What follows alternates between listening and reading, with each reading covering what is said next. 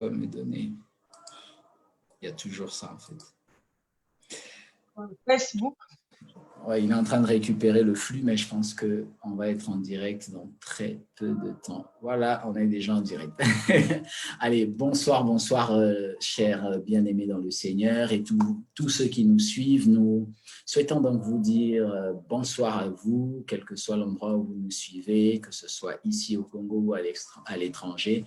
Merci donc d'avoir rejoint ce direct. Nous vous invitons donc à bien vouloir partager massivement ce direct parce que nous recevons une personne spéciale, une personne qui a la grâce de Dieu sur sa vie et nous croyons que ce soir, nous allons encore être richement bénis. Nous l'avons vu au travers de ce qu'elle fait déjà, mais voilà, on va la découvrir sous une nouvelle facette, cette facette de celle qui nous partage à cœur ouvert, évidemment son témoignage, pour l'édification, évidemment, du corps du Christ.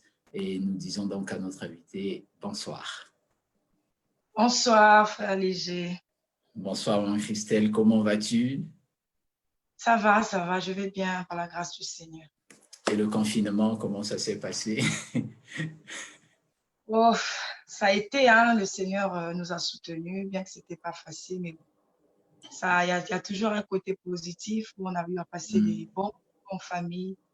Voilà, ça a été Ah par la ouais. grâce. Je note que beaucoup de personnes, finalement, ont dit que c'était un bon moment de famille où on pouvait vraiment être là, discuter, échanger. Je discutais même avec des amis qui m'ont dit que ça leur a permis de voir certaines facettes de leurs enfants qu'ils ne voyaient jamais à cause du travail. Je pense que ça, comme tu le dis, finalement, ça a eu quelque chose aussi de positif. Et nous, de toute façon, nous, en tant qu'enfants de Dieu, nous rendons grâce à Dieu car il fait toutes choses belles en son temps. S'il avait permis que ce soit ça, c'est qu'il a un but à atteindre derrière ça. Alors, sans plus tarder, nous allons donc te permettre comme ça de prier pour nous avant que tu puisses te présenter, prier pour recommander cette émission entre les mains du Seigneur et tous ceux qui vont aussi nous suivre. Voilà. Ok, nous allons prier. Saint-Esprit, tendre Père, ce soir, nous voulons te dire merci. Merci pour ces temps précieux que tu nous donnes, Seigneur. C'est toi le maître des temps et des circonstances. Toi qui savais toutes choses d'avance, tu les avais planifiées, Père, depuis le commencement. Et tu connaissais ces moments, tu connaissais ce programme. Seigneur, nous voulons te soumettre tout ce qui se fera au Dieu ce soir. Nous voulons te recommander également les hommes et les femmes qui nous suivent au travers de cette plateforme éternelle. Seigneur, que nos cœurs ce soir soient réellement disposés éternellement, mon Dieu, à recevoir quelque chose au travers de ces instants. Seigneur, nous croyons que tu ne fais pas les choses au hasard et que tu fais toutes choses bonnes en son temps. Tu fais toutes choses également pour un but. Alors ce soir, accomplis le but pour lequel tu nous rassembles au travers de ces instants et que tout soit pour toi, pour ton honneur et ta gloire. Dans le nom précieux de Jésus, j'ai ainsi prié. Amen. Amen, amen, amen. Gloire au Seigneur. Alors, donc, dans l'émission, nous permettons donc, que vous puissiez vous présenter. Donc, tu vas te présenter à nous. Qui es-tu? Que fais-tu? Voilà. Bref, tout ce qui te vient à cœur maintenant, qui permet aux personnes de pouvoir un peu mieux connaître qui est la sœur Christ. Ok, merci pour déjà l'occasion de participer à ce programme. Je bénis Dieu pour ça. Amen. Et je vais me présenter simplement. Je suis Christelle Paca. Je suis l'épouse de l'évangéliste Sonny Paca. Je suis mère de 4 merveilleux enfants, à la grâce de Dieu. Je travaille dans une société de la place. Et voilà. Gloire au Seigneur, gloire au Seigneur. Alors, bon, tu as caché certaines facettes. Voilà, on va découvrir tout au long de l'émission et je vais bien attaquer aussi. Mais voilà, toujours dans le but d'édifier parce que vous savez, des fois, pourquoi j'ai voulu, voilà, vous avez vu que j'ai fait une grosse session avec tous ceux qui étaient pasteurs et tout ça. Parce que quelquefois, on voit les gens de dessus de la chair, mais on ne sait pas si eux aussi ils ont fait cette rencontre. Et c'est toujours, je pense, très édifiant de voir ça. Ah, maman Christelle Payamba Yesoué. Voilà, ça fortifie. Et je peux vous dire que je reçois beaucoup de témoignages des gens qui décident d'abandonner certaines choses suite vraiment aux émissions. Dieu est en train de faire un travail dans les cœurs énormément, énormément et nous bénissons le Seigneur pour cela vraiment. Voilà, donc nous avons généralement quelques questions que nous posons, des questions voilà, d'échauffement, comme on vient de dire, se présenter. Ça, c'est juste pour, comme on dit, la mise en route. Mais voilà, on va. La première question de cette. J'aimerais rappeler à tous ceux qui nous suivent donc de partager. N'hésitez pas en tout cas à partager. Moi, je suis en train de le faire. N'hésitez pas à partager dans vos réseaux. C'est important que de pouvoir suivre ce genre de témoignage. Ça fortifie la foi, mais ça édifie. Voilà, voilà. Donc, partagez.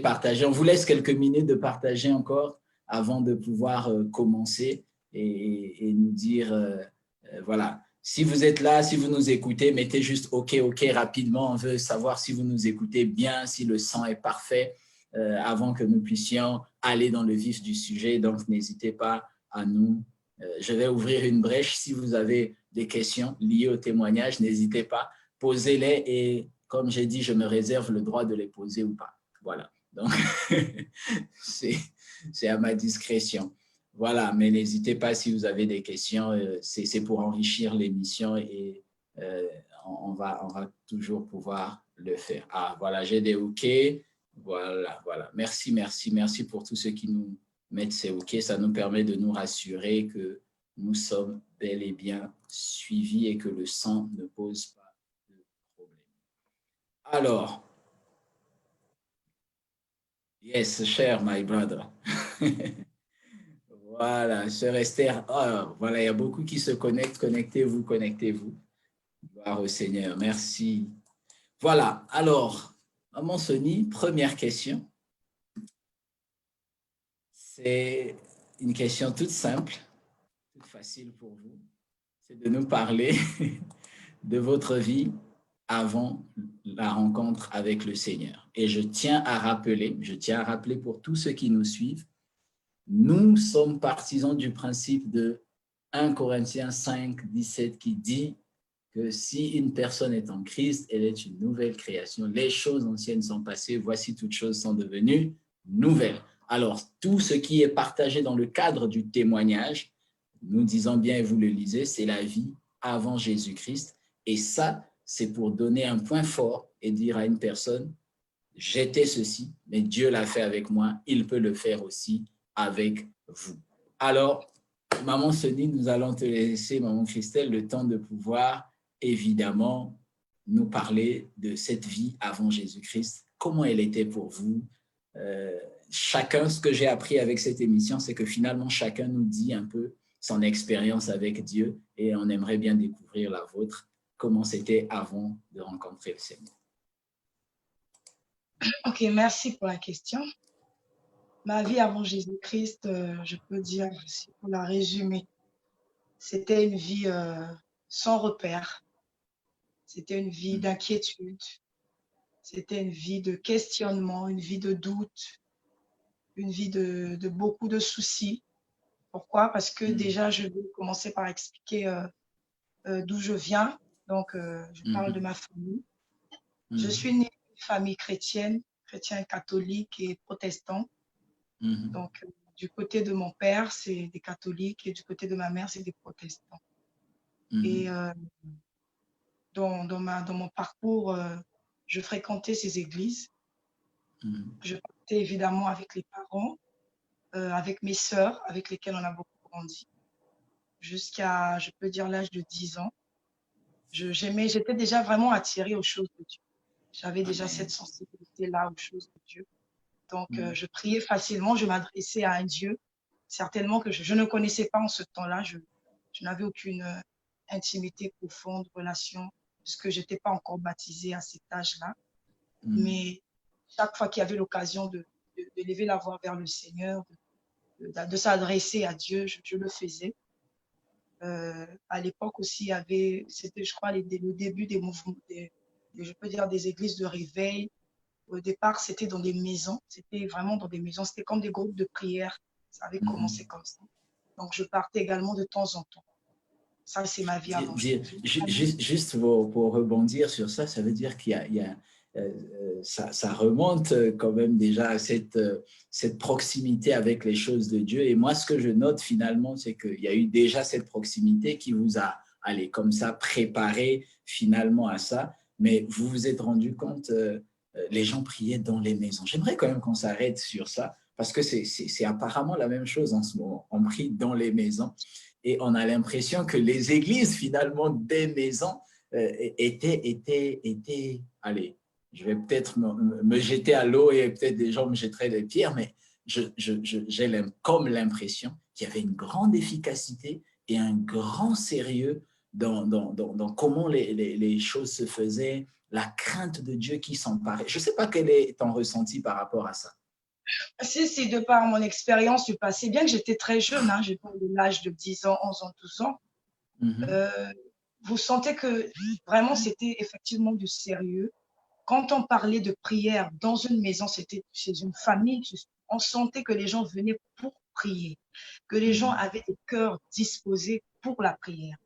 Et on sentait cette unité-là, cette soif de chercher Dieu, de le découvrir, de vraiment le connaître, chercher à le connaître.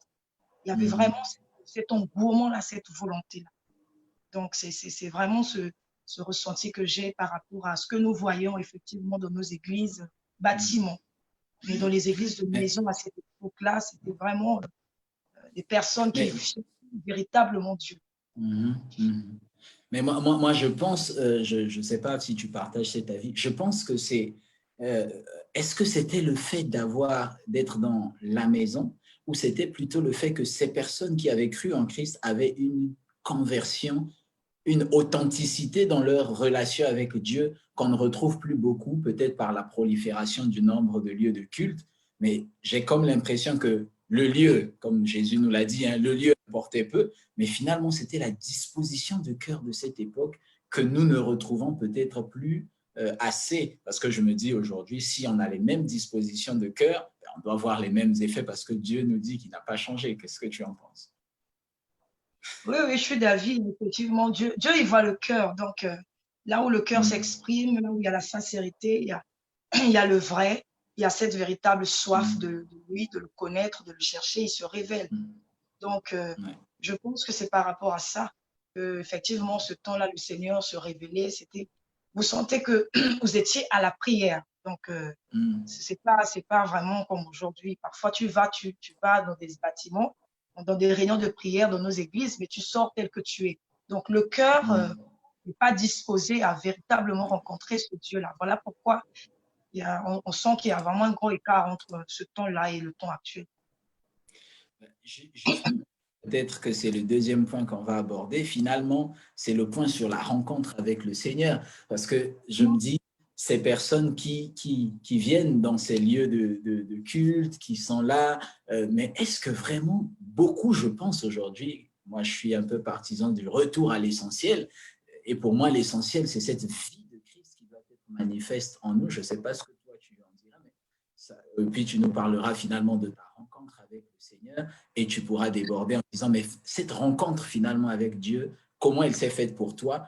Et aujourd'hui, quand tu l'observes de manière globale, est-ce que ces personnes vivent encore ce genre de rencontre très fort avec le Seigneur? Je ne sais pas, mais voilà. Donc, commence déjà à nous dire comment ça s'est passé pour toi et ensuite, essaie de t'étaler en tant que maman évangéliste sur cet aspect qui, je sais, chatouille ton cœur.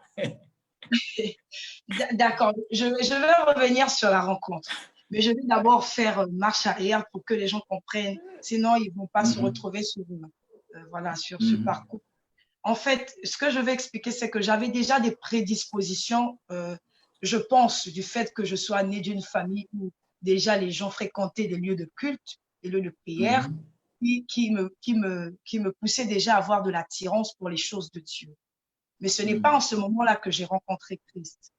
Donc, là, c'était que ma vie, je peux dire, je la menais comme ça, sans pour autant comprendre ce que je faisais, sans pour autant réaliser, voilà pourquoi je dois prier, sans pour autant avoir la connaissance profonde de ces choses. Mais je partais dans ces lieux parce que mes parents y allaient, parce que mes sœurs m'emmenaient. Et au fur et à mesure que je fréquentais ce lieu, j'avais comme de l'attirance aux choses de Dieu.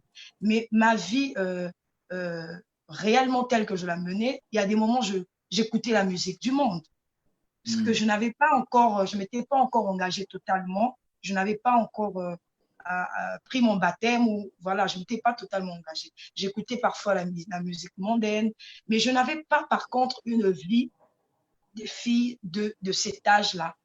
Donc, au fur et à mesure que j'avançais. Parce que ce qui s'est passé, c'est qu'à à cet âge de 10 ans, mes parents se sont séparés. Et quand mes parents se sont séparés, je n'ai pas supporté cette séparation et je commençais à vivre dans le doute, je commençais à vivre dans une insécurité, je commençais à vivre dans des peurs. Bien que je fréquentais les lieux de culte, je partais parfois les dimanches dans les cultes des catholiques, protestants, par-ci, par-là, euh, là où on confesse Christ, bien sûr, mais Oui. j'étais toujours dans cette crainte. Je me disais en fait, oui, mes parents ne sont plus, bon, je vais évoluer comme ça. C'est vrai, j'étais avec tonton papa. Après, il y a eu la guerre, maman nous a récupérés. On est resté beaucoup avec maman, mais je ne connaissais pas Christ en tant que tel. Donc là, j'étais vraiment dans ma vie de petite fille, de jeune fille. Mais l'avantage que j'avais, je ne fréquentais pas les boîtes de nuit. Je n'ai pas connu ça. Je n'ai pas connu de boîte de nuit. Je n'ai pas connu la bière ou je ne sais pas, de ceux qui buvaient, mais moi, je ne bois pas. Je ne buvais pas à ce temps-là. Donc, je n'ai pas connu cette vie assez mouvementée. Je peux dire que c'est vraiment la grâce que j'ai eue.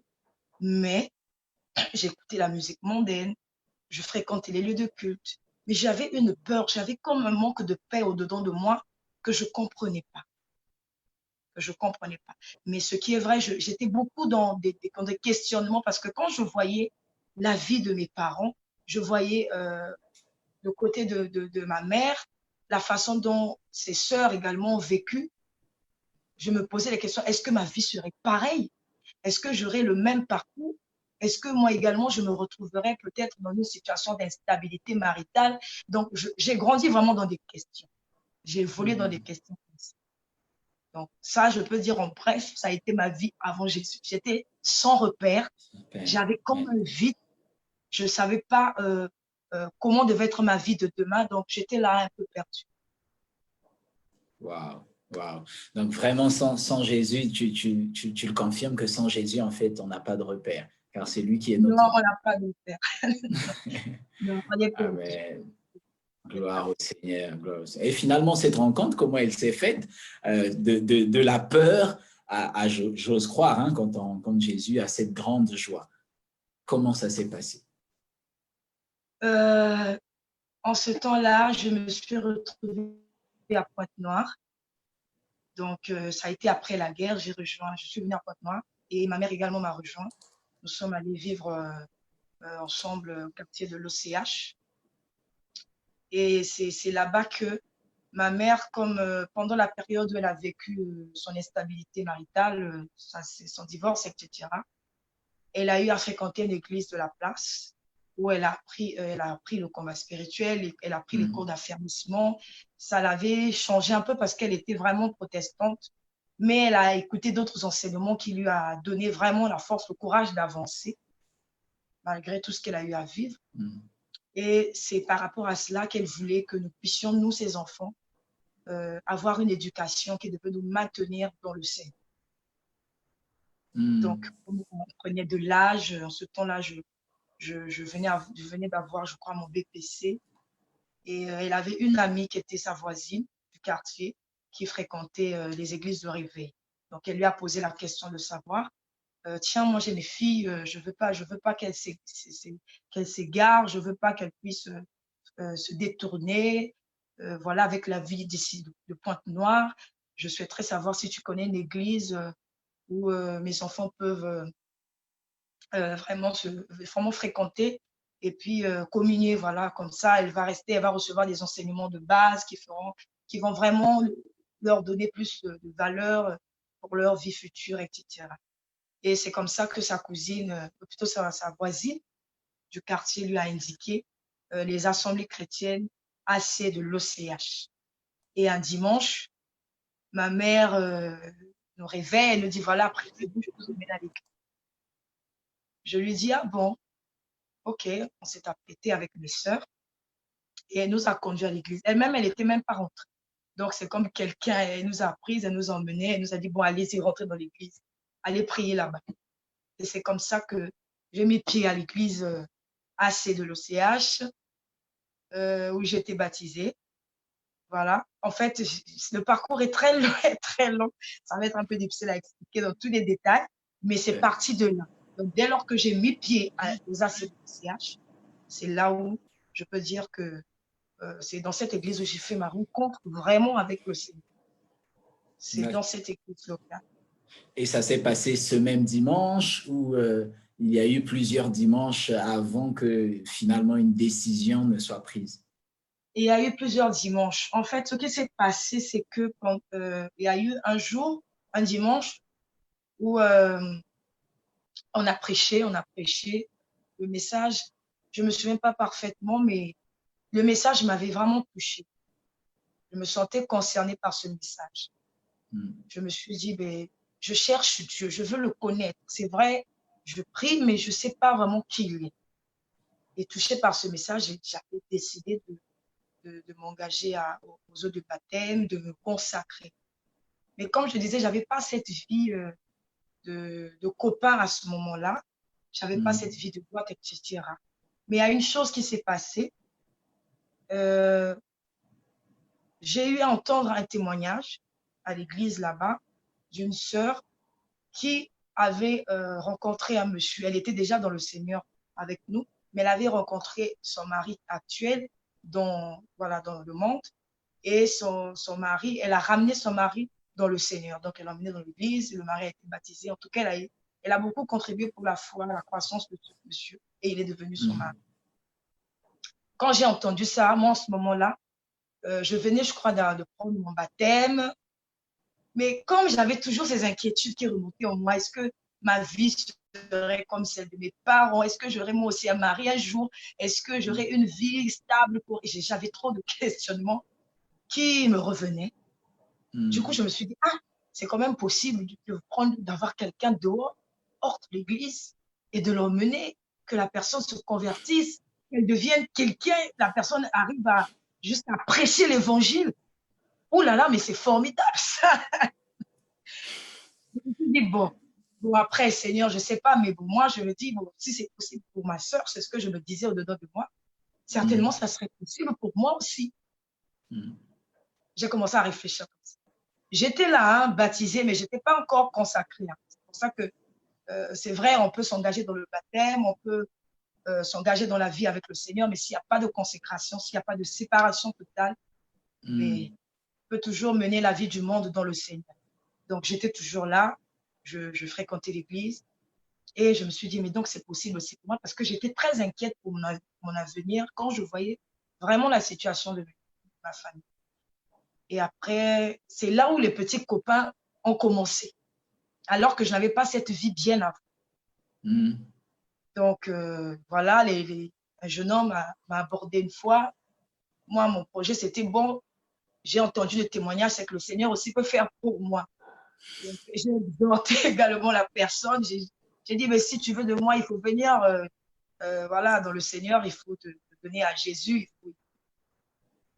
Mais je n'étais pas toujours en paix. J'avais vraiment un sentiment de trouble que je ressentais. Je ne comprenais pas pourquoi je n'étais pas toujours en paix. Et ça a duré comme ça. Après, bon, j'ai arrêté. Dieu merci, on n'était pas allé plus loin. Donc, j'ai dit, bon, ça ne donne pas grand-chose, ça ne sert pas. J'ai arrêté ça. Et un jour, un autre bien-aimé, là, c'était carrément maintenant dans l'église, qui s'est approché de moi également, qui m'a partagé ses intentions.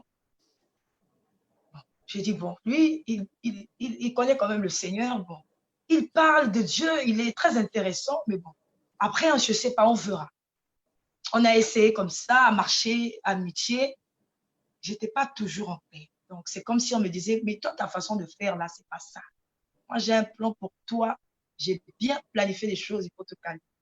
Mais j'étais là, toujours inquiète.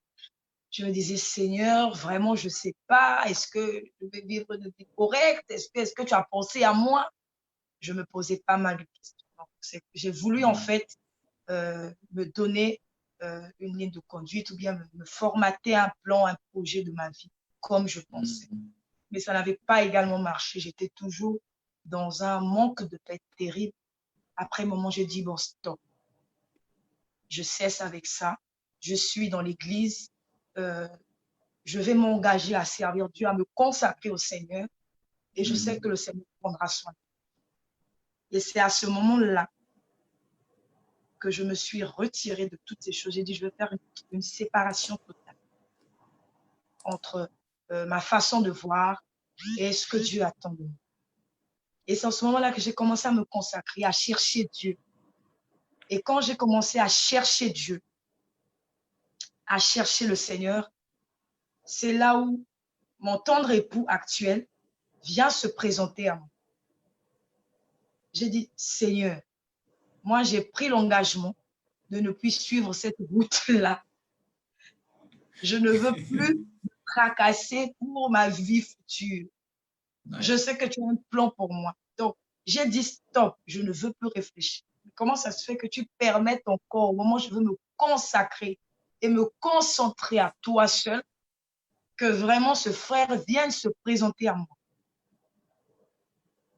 Juste au moment où tu parles, il vient de se reconnecter parce que je crois qu'il s'était déconnecté. Juste, tu as parlé. Quelle synchronisation, il s'est connecté. Il a senti que bon, là, on va maintenant parler de moi. Du coup, je me suis dit, maman, Seigneur, je ne comprends pas ce phénomène. Et moi, je veux me consacrer à toi, me concentrer rien que sur ta personne. Amen. J'étais troublée, je ne voulais rien savoir. Vraiment, je le repoussais. J'ai dit, quand il m'a partagé ses sentiments, je n'ai pas répondu pour la première fois. En ce moment-là, j'étais au lycée. J'étais en seconde, première. J'ai dit, je veux me consacrer à Dieu. Et quand il m'en a parlé, je lui ai répondu par un texte biblique. Je lui ai dit, Matthieu 6, 33. J'aime ce texte. Je lui ai dit, cherchez. La Bible dit, mon frère, cherchez d'abord, premièrement, le royaume de Dieu et sa justice. Et le reste là, Dieu nous le donnera. Le reste là, frère, que tu cherches là, ça viendra. Donc, cherche d'abord le royaume. C'est comme ça que je l'avais répondu. Donc, voilà. Wow. Je me suis retirée de la scène. Je l'ai repoussé.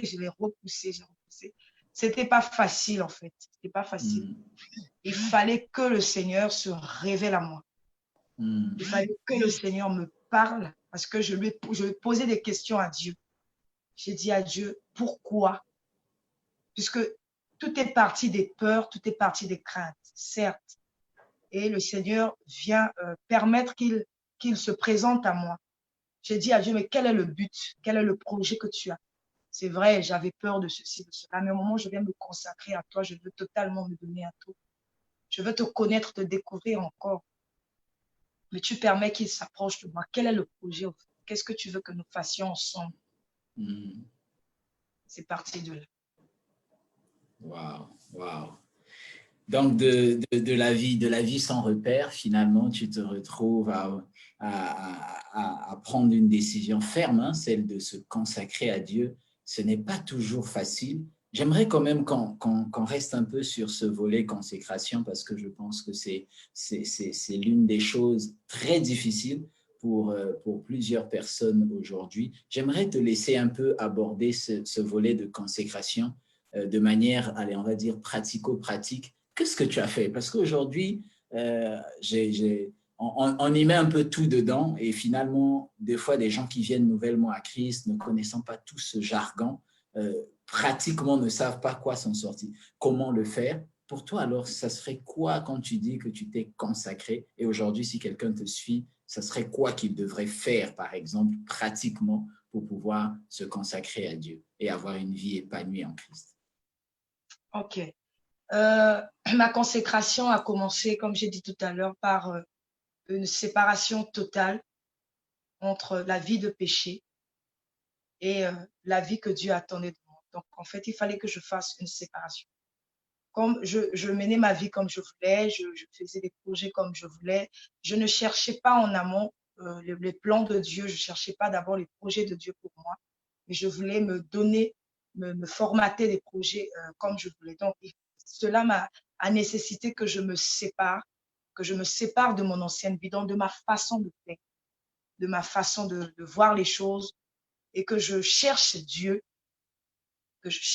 par la prière, que je cherche Dieu par la méditation de sa parole, par les temps d'intimité ou de prière personnelle.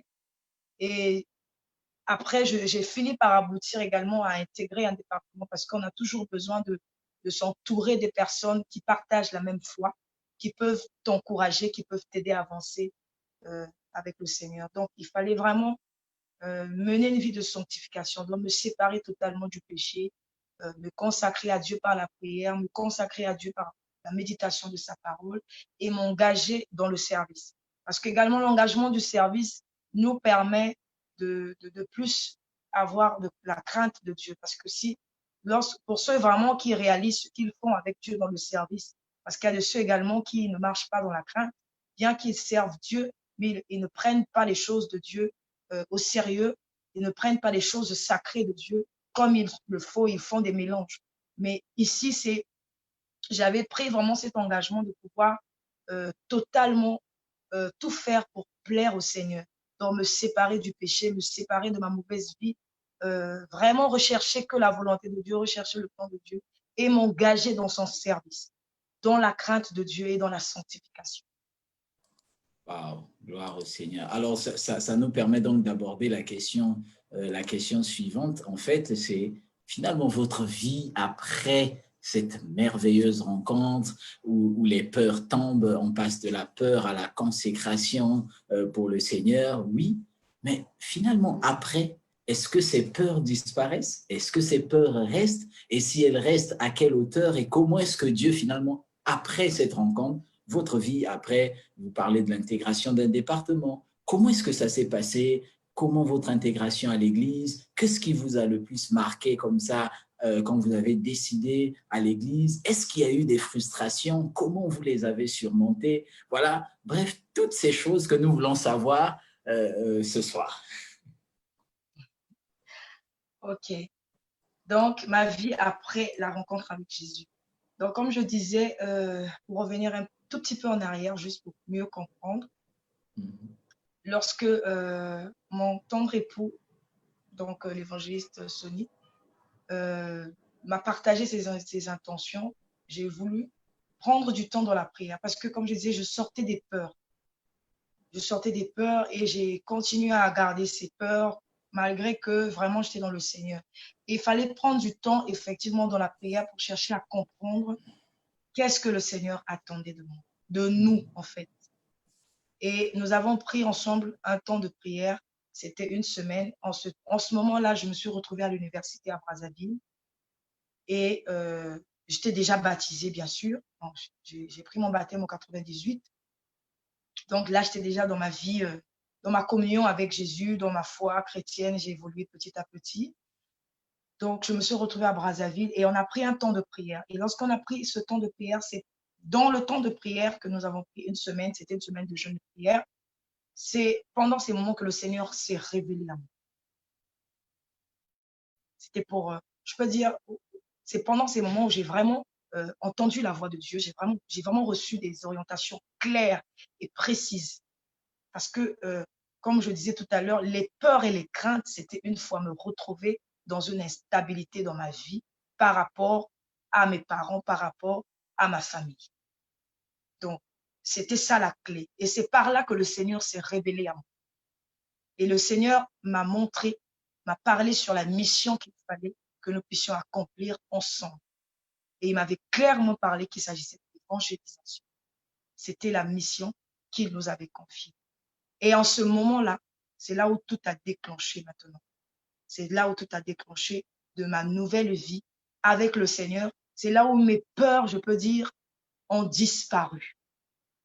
J'étais totalement maintenant rassurée que effectivement le Seigneur avait un plan pour moi, que je m'inquiétais pour rien, que le Seigneur avait vraiment des projets qu'il avait formés pour moi, comme dit la Bible, des projets de paix et non de malheur. Donc, tout ça m'avait rassuré totalement et m'avait réconforté. Et par la suite, ce que j'ai pu faire par la grâce de Dieu en intégrant un département, le premier département que j'ai eu à intégrer, c'était celui du protocole, donc l'accueil. J'ai eu à intégrer ce département. Il fallait travailler, passer des temps de prière également. Ça a été, je peux dire, l'intégration a été facile, c'était pas compliqué. J'ai été bien accueillie par la grâce de Dieu. Ce que j'ai beaucoup aimé, c'est qu'il y a eu des enseignements de base qu'on a reçus sur la foi, sur la sanctification, sur la crainte de Dieu, sur le Saint-Esprit.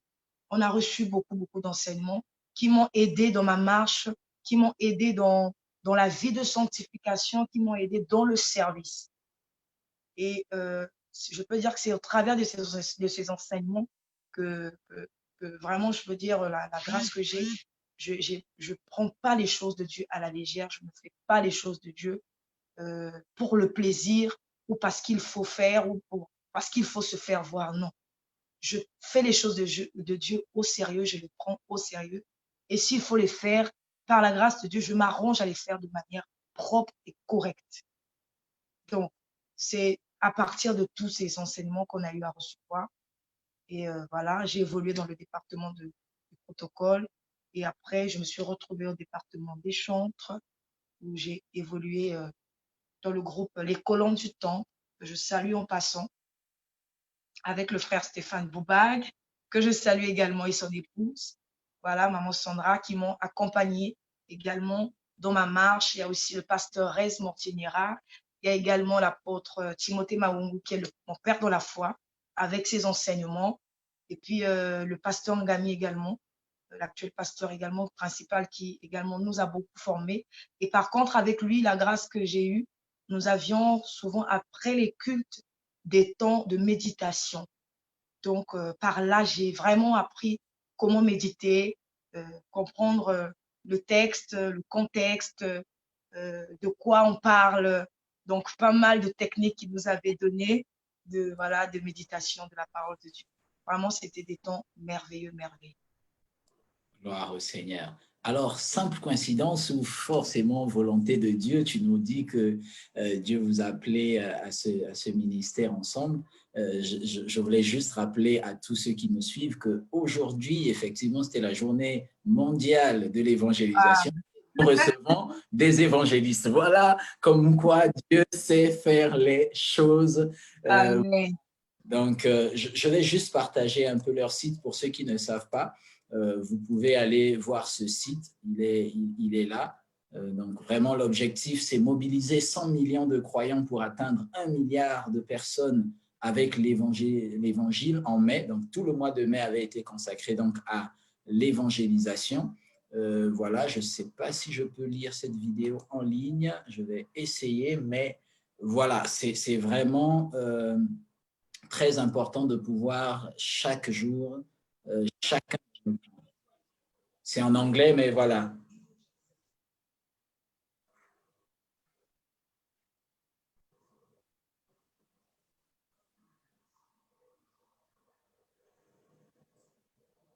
Le monde puisse entendre le message de salut de Jésus-Christ. Mais la réalité est que des milliards de personnes n'ont jamais entendu l'évangile. Ceci peut être changé. Nous vous invitons à participer à l'évangélisation mondiale 2020. Une édition spéciale de la Journée mondiale de l'évangélisation. Un monde, 197 nations. Un mois, mai 2020. Un message, Jésus-Christ. Rejoignez des millions de croyants, d'églises et de ministères et consacrez le mois de mai 2020 à l'évangélisation. Imaginez comment cela se répercutera sur votre quartier, votre ville, votre pays et le monde entier. Comment participer ? Priez avec 100 millions de croyants le premier week-end de mai. Faites toutes sortes d'activités d'évangélisation conjointe et biunivoque pendant les 5 semaines de mai 2020. Chaque croyant peut atteindre 5 personnes avec l'évangile. Partagez l'évangile en tête-à-tête avec vos amis, voisins, collègues et membres de famille. Invitez quelqu'un à prendre un café ou une glace. partagez sur les réseaux sociaux ou prenez soin des nécessiteux. Votre témoignage peut changer une vie pour toujours. Chaque église fait diverses activités d'évangélisation. En tant qu'église, vous pouvez atteindre les gens dans les rues et les parcs, faites une foule éclair, un concert en plein air, partagez l'évangile de maison en maison, organisez des services évangéliques ou des réunions en petits groupes. Faites des activités sociales et partagez au sujet de Jésus. Au dernier grand jour, la journée de l'évangélisation mondiale, le 30 mai, 100 millions de chrétiens vont évangéliser ensemble. À 15 h, il y a une foule éclair mondiale avec les 4 symboles qui expliquent visuellement l'évangile. Évangélisation mondiale. Si nous sommes tous unis, nous pouvons mobiliser et former 100 millions de chrétiens pour partager l'évangile. Atteindre 1 milliard de personnes avec le message de salut de Jésus-Christ en mai 2020. Inscrivez-vous dès aujourd'hui sur go2020.world pour recevoir la newsletter et télécharger des ressources gratuites qui vous aideront à partager l'évangile. Vous n'avez pas besoin d'attendre jusqu'à mai 2020. Commencez dès maintenant à partager l'évangile, mobilisez les autres et construisez un mouvement évangélique. Chaque croyant est un témoin. Ensemble, nous pouvons atteindre le monde. Évangélisation mondiale 2020, journée de l'évangélisation mondiale, faites-en partie.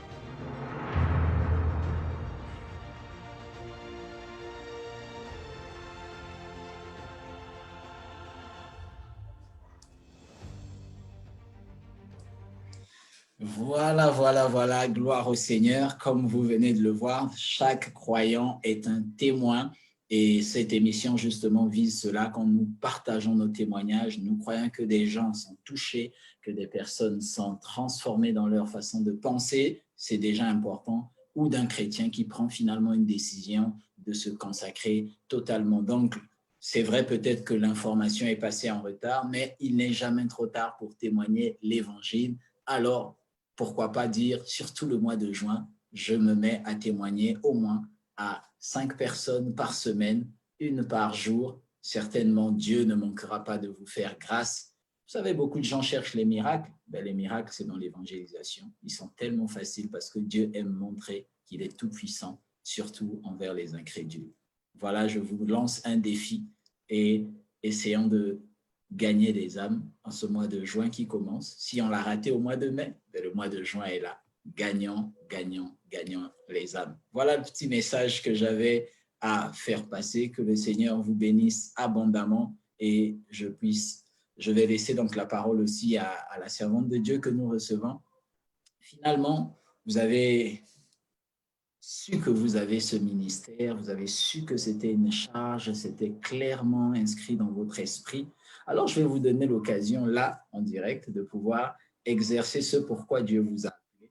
Et je vais vous laisser donc en face de la caméra. Je vais disparaître en face de votre téléphone pour parler à cette personne qui n'a pas encore donné sa vie à Jésus, premièrement. Deuxièmement, pour peut-être parler à cette personne qui a un problème de consécration. Je ne sais pas comment le Saint-Esprit va vous conduire. Maintenant, c'est le temps de maman évangéliste de nous parler de ce que Dieu a déposé dans son cœur et faire une invitation au salut en face. Ok. Alors, bien-aimé, toi qui me suis, j'aimerais, de la part du Seigneur, te lancer cet appel.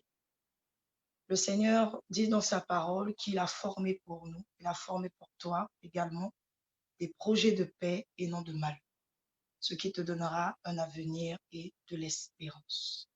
Peut-être que tu es dans les inquiétudes, comme moi dans mon passé. Peut-être que tu te trouves dans des soucis. Peut-être que tu es dans le doute. Peut-être que tu te dis que Dieu n'existe pas.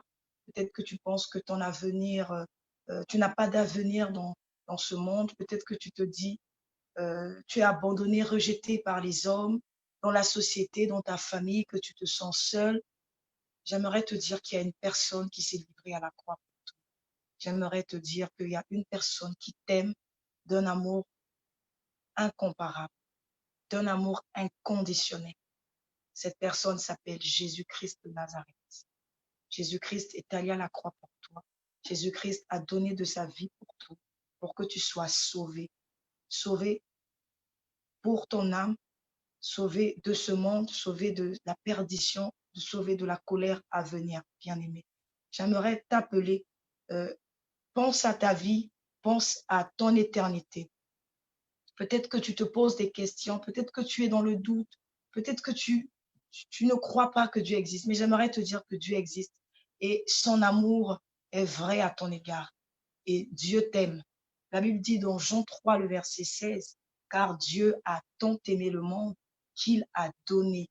Il a donné sa vie pour que toi, tu ne périsses point, mais que tu aies la vie éternelle.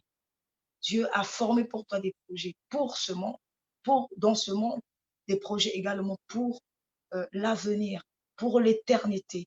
Jésus veut sauver ton âme. Jésus veut que tu sois un jour avec lui. Jésus veut gagner ton cœur. Jésus veut gagner ton âme. Alors sors des inquiétudes. Donne ta vie à Jésus. Donne-lui l'occasion de te faire du bien. Donne-lui l'opportunité d'entrer dans ton cœur. Donne-lui l'opportunité de venir souper avec toi. Ce soir, c'est comme dit la Bible, le Seigneur frappe à ta porte. Il est en train de frapper à ta porte ce soir. Ouvre-lui la porte de ton cœur. Laisse-le entrer avec toi et souper avec toi.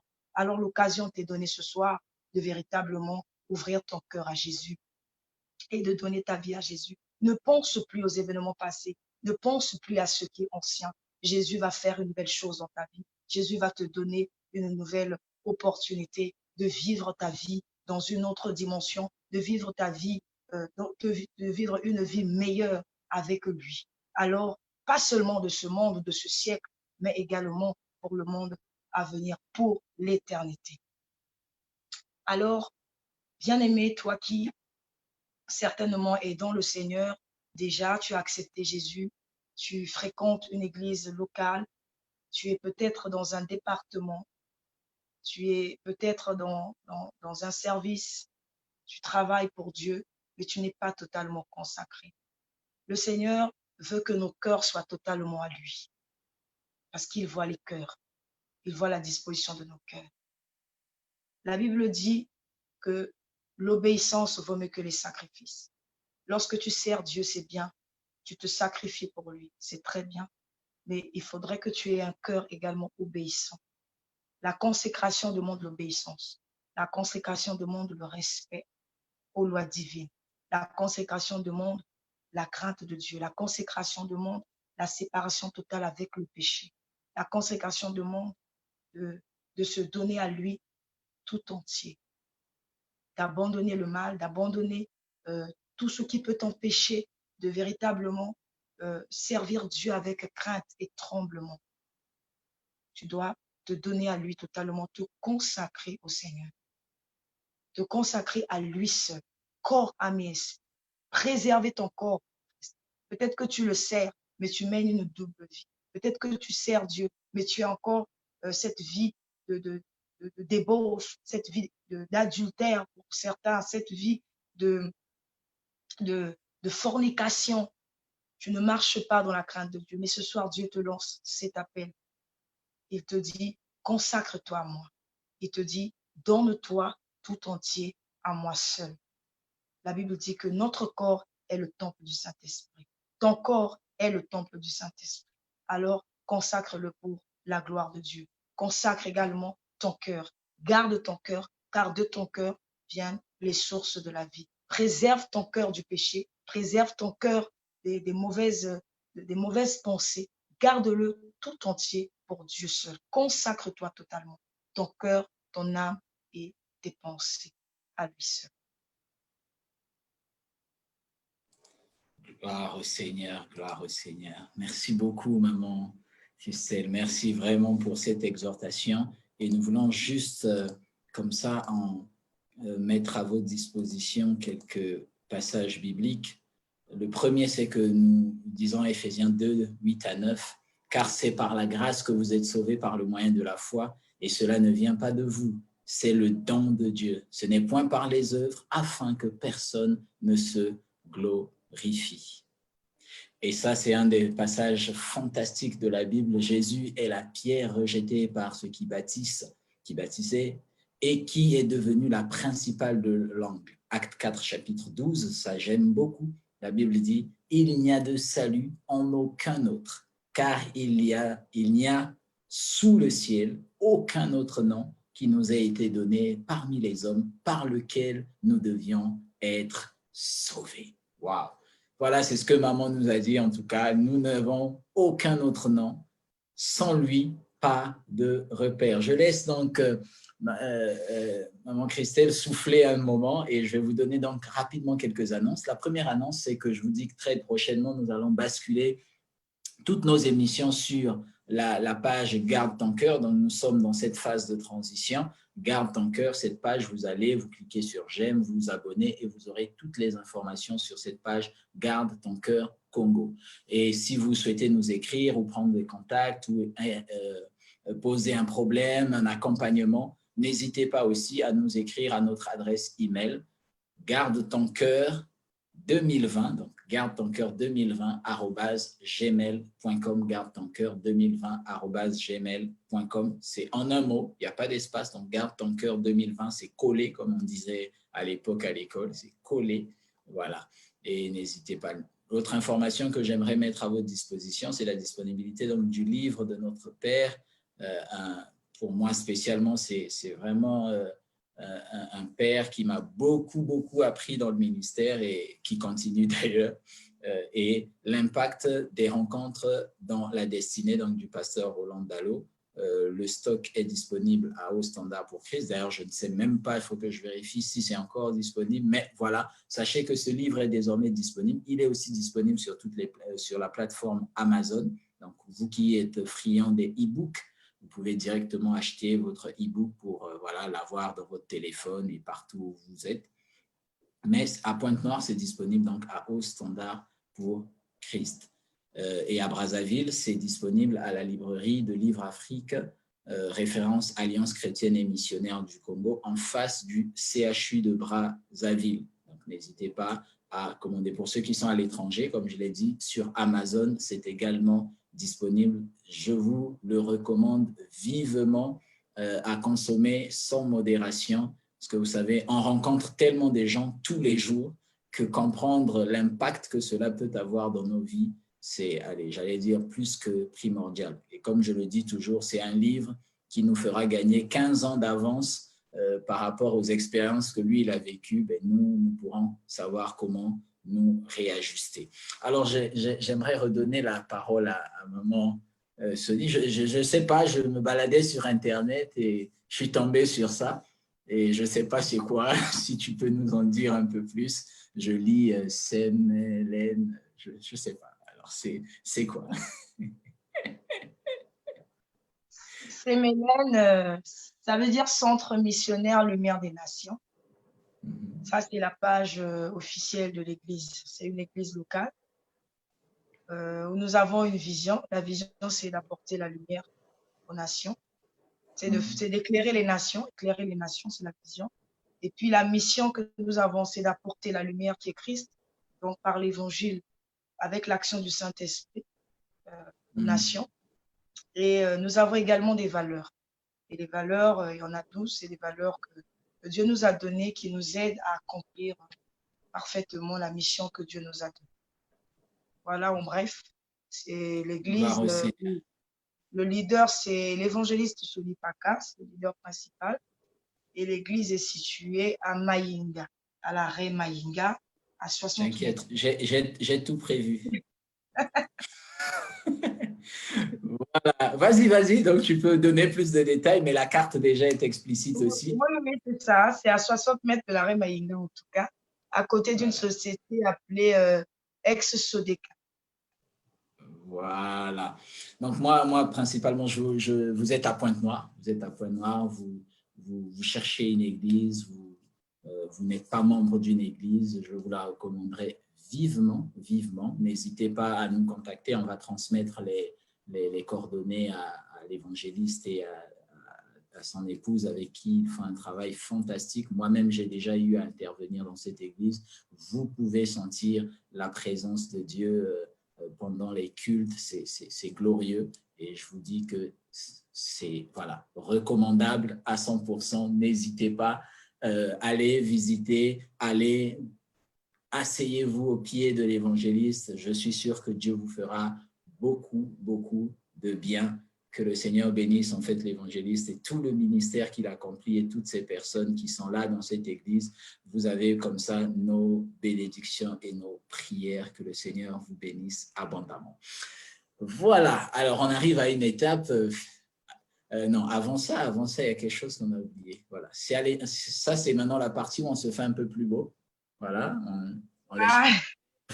et on fait le selfie avant de pouvoir poursuivre. Voilà, on fait un petit sourire, on s'arrange bien et on fait le petit selfie. Voilà, bon, tant pis pour les jaloux qui ne sont pas sur notre selfie. Nous, on l'a déjà pris. Voilà. Je vais prendre un deuxième pour mesure de sécurité. Tac. Top. Voilà. Alors, prochaine étape, c'est parler avec moi, évangéliste, pour dire ceci. Si tu étais un passage biblique, lequel serais-tu? J'espère que Matthieu 6,33 va ressortir. Non, les passages bibliques, j'en ai beaucoup, mais bon, il y a un seul qui me passionne beaucoup. Bon, en fait, c'est beaucoup de versets, mais je vais retenir le verset. C'est celui, en fait, que tu as donné, mais c'est 2 Corinthiens, par contre. Parce que tu avais donné 1 Corinthiens. C'est 2 Corinthiens 5. Ouais, 5, 17, ouais. À 21. Ouais. Donc, à 20, si je me trompe. Voilà, c'est ça. Mais dans le verset que j'aime beaucoup, hein, c'est tout le texte, mais bon, le verset que j'aime beaucoup, c'est celui où la Bible dit, donc le verset 20, nous faisons donc les fonctions d'ambassadeurs pour Christ, comme si Dieu exhortait par nous. Voilà. J'aime cette partie du verset, bien que ça continue. Nous vous en supplions au nom de Dieu, au nom de Christ, soyez réconciliés avec Dieu. Mais donc, moi, c'est ce côté d'ambassadeur que nous sommes pour Christ, c'est ça qui c'est ça qui me passionne beaucoup. Mais alors, soyons donc ambassadeurs de Christ, comme le dit la parole du Seigneur. Amen. On te laisse lire tes questions. Si tu étais un personnage biblique, lequel serais-tu? Waouh! Il y a beaucoup de personnages que j'aime bien dans la Bible, mais j'aime bien Marie, mère de Jésus. Waouh! Ok, ouais. Et pour... J'aime Marie, mère de Jésus, parce que Marie a porté le projet de Dieu. Marie a porté les plans de Dieu en elle et elle les a, comment je peux dire, oh là là, elle les a accouchés, si je peux dire ça comme ça, permettez-moi le terme, elle a accouché les projets de Dieu. Donc, elle a déjà reçu cette grâce d'être porteuse des plans divins et de les faire manifester. Donc, et puis Marie, je l'aime aussi beaucoup parce que Marie savait qui elle était. Lorsqu'elle a été visitée par l'ange Gabriel, bien qu'elle a posé des questions, mais Marie a fini par réaliser qui elle était. Elle a dit à l'ange que je suis la servante du Seigneur, qu'il me soit fait selon sa volonté. Amen. Amen. J'aime cette femme. Ce qui est bizarre, pardon, avant qu'on continue. Vas-y. Non, c'est intéressant, Juste pour rajouter sur Marie, ce qui est bizarre, c'est que j'ai remarqué, quand j'ai l'occasion de partager la parole de Dieu, je n'arrive jamais à ne pas parler de cette femme. Ça, par contre, je n'ai jamais compris. Quels que soient les enseignements que je peux aborder, sur 100% d'enseignements, j'ai 80% d'enseignements où il y a toujours Marie comme un exemple biblique. Mais je pense que c'est un véritable exemple. Après, comme on le sait, certaines choses sont peut-être venues galvauder un peu cette image, mais il n'en demeure pas moins vrai que Marie est une femme qui a reçu une grâce exceptionnelle. Aujourd'hui, nous voyons déjà des gens qui reçoivent une vision un soir, ils se voient très exceptionnels. Vous imaginez donc si je reçois la grâce de porter dans mon sein Sauveur de l'humanité, c'est juste une grâce exceptionnelle. l'on ne peut pas imaginer. Voilà, après tous les déboires qu'il y a autour, ce n'est pas ça qui diminue le fait que ce soit un exemple biblique, une femme qui a cru en Dieu, qui a marché dans les voies du Seigneur et à qui Dieu a fait grâce comme il aurait pu le faire à tous ceux qui servent le Seigneur, mais elle, particulièrement, elle a porté le Sauveur et je pense que ça mérite quand même un certain respect. Ouais. Bon, après, pour les déboires, juste, c'est une parenthèse, hein. Je pense qu'elle était mal comprise, c'est tout. Elle était mal comprise. Ça, c'est plus nous, les humains, qui avons voulu faire plusieurs passions sans tenir compte du contexte et de ce qui s'ensuit. Voilà. Alors, si tu étais un livre, on te laisse lire. Si tu étais un livre de la Bible, lequel serais-tu? J'aime le livre de Proverbes. Pourquoi? Parce que le livre de Proverbes est plein de sagesse. J'aime la sagesse, voilà, la sagesse de Dieu. Donc, pour moi, ce livre incarne la sagesse. Gloire au Seigneur. Et là? Si tu étais une version de la Bible, laquelle serais-tu? J'ai découvert la version Parole de vie. Je me sens très à l'aise avec cette version. Ouais, moi aussi, je l'aime beaucoup, c'est vrai. Voilà. Elle est très expressive et très forte et très simple à la fois, donc ça permet vraiment une compréhension claire. Ouais. Voilà, une bonne compréhension. Voilà. Waouh. C'est fantastique. En tout cas, nous, on est très heureux de t'avoir vraiment su ce soir. C'est un bonheur pour nous, c'est un privilège. Et j'ose croire que, bon, on a d'autres émissions avec des thèmes un peu plus spécifiques où tout à l'heure, quand je parlais, ça m'a donné, voilà, quand on va aborder sur les aspects évangélisation, ben, on vous recontactera probablement pour pouvoir… Pas seulement. Non, mais là c'est ce qui m'est venu à l'esprit, mais j'ose croire qu'il y a plusieurs. Je sais qu'il y a diversité, mais vous savez, quand Dieu appelle de manière spécifique, comme vous nous l'avez dit, je crois qu'il y a une grâce particulière que même si on va sur d'autres sujets, mais ça, c'est vraiment le cœur et la passion, la mission, comme disait une fois un des pasteurs, on reçoit beaucoup plus d'onction dans le ministère dans lequel on est appelé qu'autre chose. Alors, je crois que, et moi je peux témoigner quelque chose, peut-être même l'évangéliste ne le sait pas.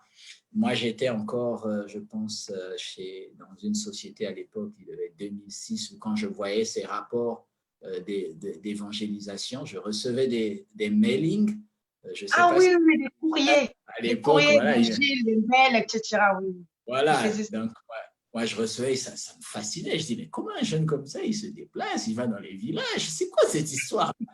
Mais je les recevais déjà et je ne sais même pas comment je m'étais retrouvé dans le mailing, mais je recevais ça et ça me challengeait beaucoup et ça m'a aussi, je pense, contribué à avoir ce côté un peu de cœur évangélique.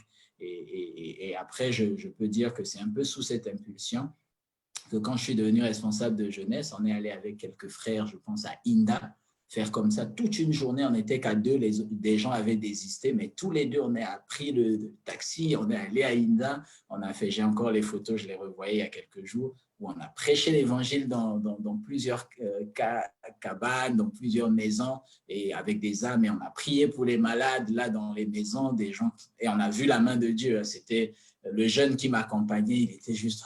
Dieu fait ça, wow.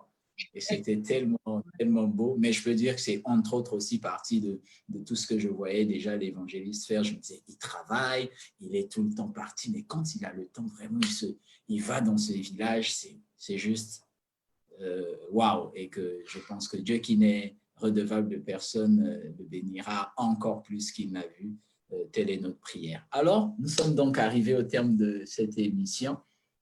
Généralement, dans cette émission, on demande de prier, comme tu le sais, je sais que tu as suivi, dans 3 directions. La première, c'est pour tous ceux qui ont écouté ce message et qui disent « Je veux être plus sérieux avec Dieu, je veux donner ma vie au Seigneur ». Deuxième catégorie, c'est toutes ces personnes qui se disent « Ouais, je suis encore un peu dans le monde, j'ai un pied à gauche, un pied à droite, mais j'aimerais finalement avoir les 2 pieds à l'intérieur ».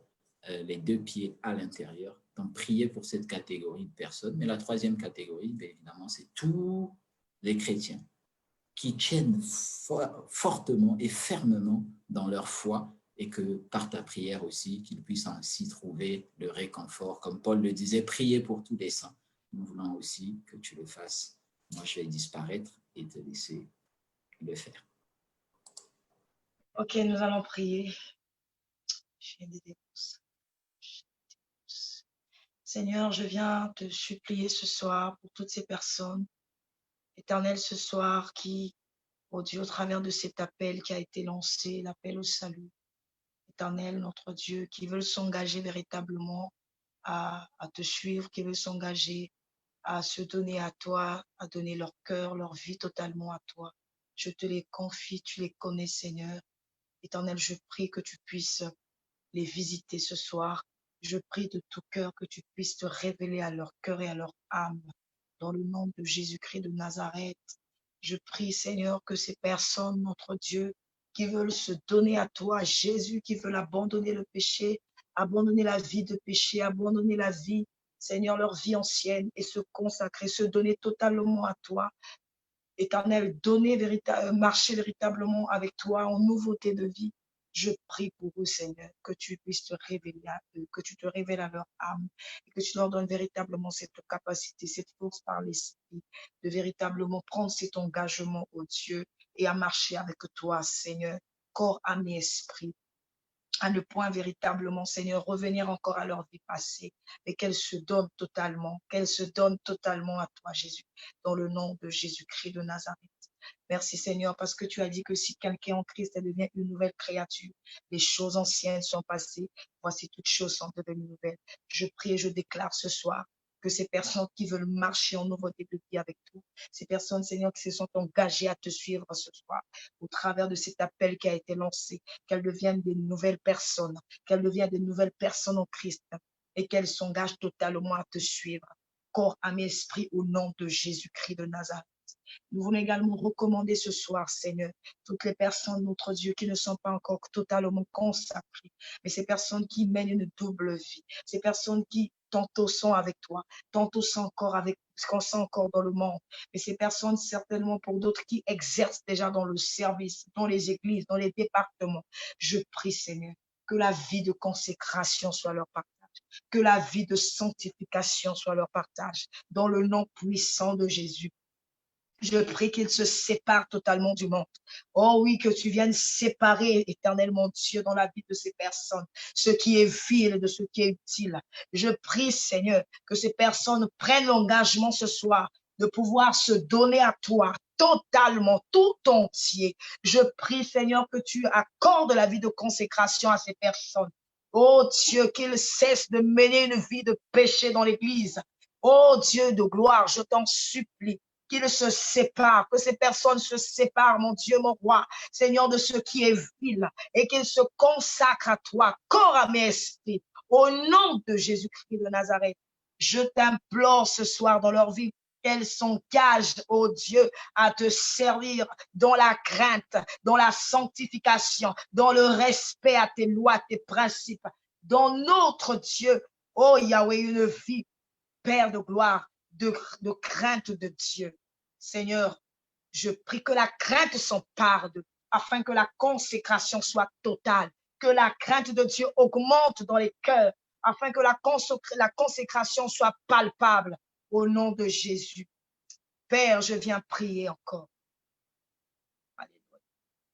Alléluia.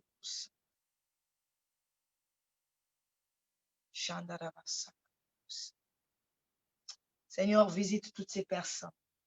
Dieu de gloire, tu as dit que nous puissions prier pour tous les saints. J'implore ta grâce pour tous les saints, pour tous les hommes et les femmes, ton peuple, Seigneur. Seigneur, ceux qui font partie de ton peuple, ceux qui font partie de ta bergerie.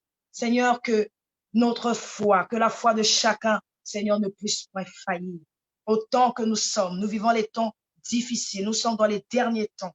La Bible dit racheter les temps car les jours sont mauvais. Je prie que chacun puisse racheter son temps, que chacun puisse racheter son temps, La Bible nous apprend à compter nos jours. La Bible nous apprend à compter nos jours car nous sommes dans les derniers temps. Oh Seigneur, tu peux revenir à n'importe quel instant. Je prie que chacun de nous garde sa foi. Tu as dit dans ta parole que lorsque tu reviendras, est-ce que tu trouveras la foi sur la terre? Je prie ce soir, Yahweh, que chacun de tes enfants, oh Dieu, garde sa foi. Garde sa foi en toi, Jésus. Je t'en supplie. Épargne-nous, Seigneur, de tout ce qui peut nous entraîner dans toutes sortes de distractions. Éloigne ton peuple, éloigne les saints de toutes sortes de distractions. Oh Dieu, qui empêchent que véritablement nous soyons, oh Dieu, focalisés sur toi, focalisés dans la foi, focalisés dans le but que nous poursuivons avec toi, le salut véritable, la vocation. Nous voulons faire comme l'apôtre Paul qui dit, je cours vers le but. Seigneur, nous voulons courir, oh Dieu, que chaque chrétien réalise qu'il doit courir et que le temps est imparti. Le temps ne nous appartient pas. Seigneur, accorde-nous cette force, cette grâce, cette capacité d'avancer avec toi. Merci, Seigneur, que l'honneur soit pour toi seul. Que tout soit pour toi. Béni sois-tu, Seigneur, pour ce programme. Béni sois-tu pour cette émission. Étends ta main puissante et qu'elle aille, Seigneur, très loin, qu'elle prospère, qu'elle aille jusqu'aux extrémités, qu'elle touche, Seigneur, de nombreux hommes et de femmes et qu'au travers de ce programme que nous vivions des prodiges, des miracles, qu'il y ait des témoignages pour ta gloire. J'ai ainsi prié au nom de Jésus-Christ de Nazareth. Amen. Amen, amen, amen, amen. Gloire au Seigneur. Merci beaucoup pour ce temps d'échange et de prière. Que le Seigneur vous bénisse abondamment. Merci d'avoir disposé de votre temps pour édifier le peuple de Dieu. Donc, comme je le dis, nous poursuivons. Nous terminons donc cette semaine spéciale Woman of God. Nous terminons cette semaine demain. Demain, nous recevons, je vais vous donner là un indice, ma double sœur. Et vous comprendrez pourquoi demain, je ne vous en dis pas plus. Demain, nous serons avec une servante de Dieu. Elle est ma double sœur. Vous comprendrez pourquoi demain. Donc, restez connectés. Nous allons annoncer ça tout à l'heure. Et nous allons être très bénis aussi, comme nous l'avons été toute cette semaine. Comme je disais à des amis, ben voilà, comme quoi les femmes ont à dire et elles nous disent des choses qui ne servent pas qu'aux femmes, mais qui servent au corps du Christ. Voilà, que le Seigneur te bénisse beaucoup, maman Christelle. Merci d'avoir disposé ton temps. Embrasse tous les enfants pour nous. Embrasse ton cher époux de notre part. Nous prions pour vous. Que le Seigneur vous garde, qu'il vous protège, qu'il vous bénisse abondamment. Et comme nous disons dans cette émission, nous nous retrouvons donc demain. Garde ton cœur plus que tout, car de lui viennent les sources de la vie. Shalom chez vous. Au revoir.